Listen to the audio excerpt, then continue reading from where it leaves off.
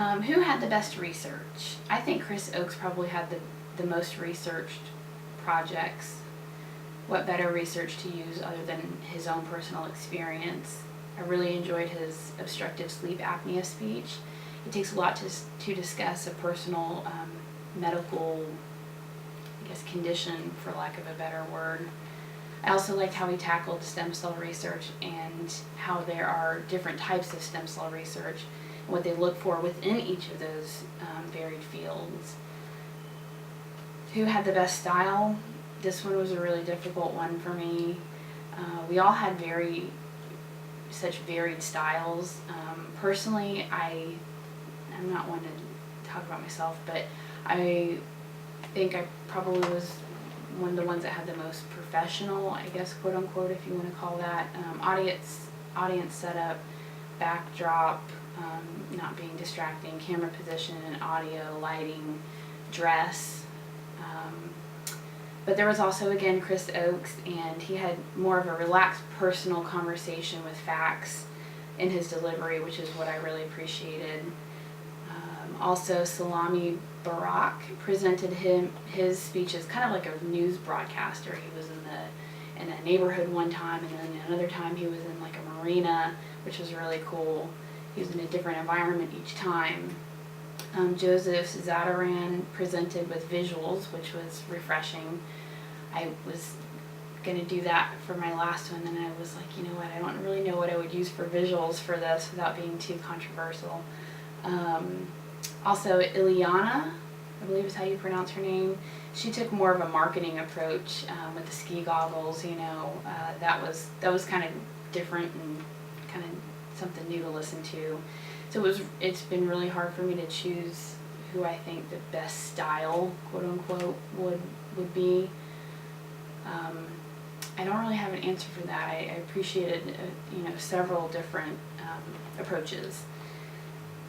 How did I perform? I feel as though I did well with the quality of my videos, audience, positioning, hand gestures, audio, lighting, substance of the speeches, which kind of ties into what I think I can improve on. I know my timing was shorter than what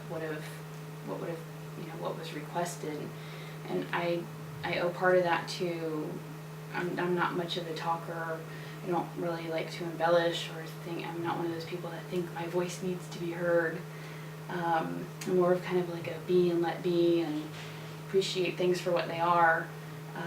So it's difficult for me to get up in front of a group of people, and have this, you have to hear this, you need to hear me out kind of approach. Especially, which was, one of my challenges, I guess you could say. I would think that it would be easier to talk in front of friends and family, when in actuality I think it would be much easier to do this in a classroom setting with a lot of other people that are going through the same exact thing that you are. I found, love them to death, but people can be goofballs and joke around and they don't realize how stressed you are about it. But difficulties with the technical aspect of this course, I would say, the preparation, preparing the background, gathering an audience. Everybody has busy schedules, has class themselves, just kind of the logistics of getting everybody together.